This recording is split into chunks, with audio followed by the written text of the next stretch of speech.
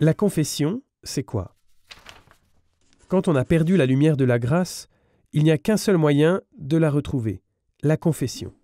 À la confession, par le ministère de l'Église, nous sommes réconciliés avec Dieu.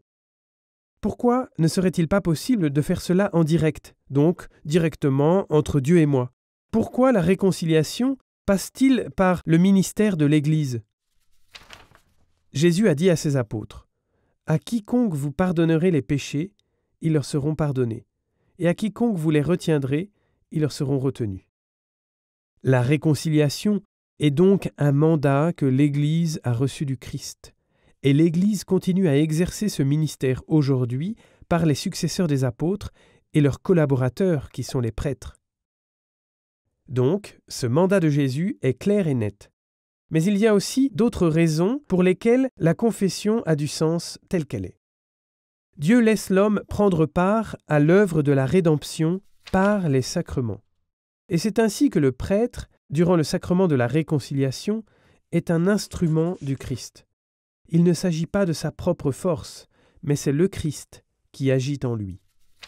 Puis, les sacrements s'adressent toujours à nos 5 sens.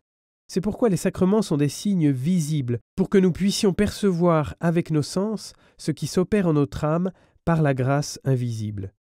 Cela correspond à notre nature, et c'est pourquoi Dieu agit en nous par de tels signes visibles. Durant la confession, il ne se passe pas autre chose, car nous pouvons entendre dans l'absolution que nos péchés sont vraiment pardonnés. Troisièmement, le chrétien n'est pas un guerrier solitaire devant Dieu. Il est un membre du corps mystique du Christ.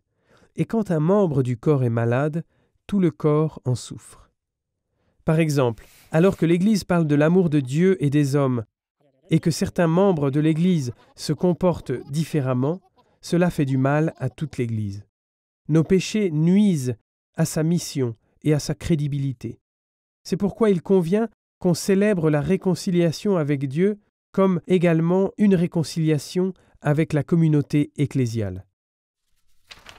La confession comme sacrement et service de l'Église visible a donc du sens.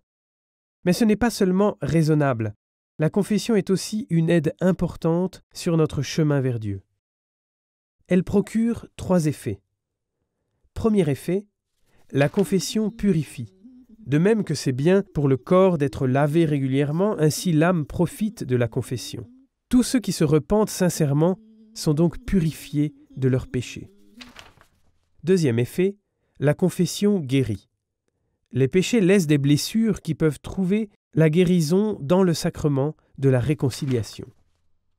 Troisième effet, la confession fortifie. Une bonne médecine ne fait pas que guérir, elle fortifie également. Il en va de même avec la confession.